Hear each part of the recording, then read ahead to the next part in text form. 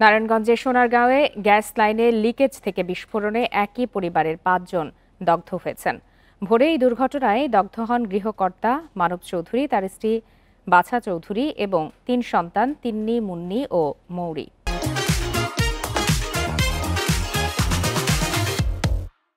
তাদের জাতীয় বার্ন ও plastic surgery ইনস্টিটিউটে ভর্তি করা হয়েছে। হাসপাতালের আবাসিক সার্জন ডাক্তার শাওন বিন রহমান জানান, দগ্ধদের মধ্যে মানবের ৭০, বাসার ৪৫, তিন্নির ২২, মুন্নির ২৮ ও মৌরির শরীরের ৩৬% পুড়ে গেছে। তাদের জরুরি বিভাগের অবজারভেশনে রাখা হয়েছে। প্রয়োজনে নিবিড় পরিচর্যা কেন্দ্রে স্থানান্তর করা হতে পারে। স্বজনরা জানান, সোনারগাঁওয়ের কাঁচপুর বেসিক এলাকায় পরিবার নিয়ে থাকেন দগ্ধ মানব।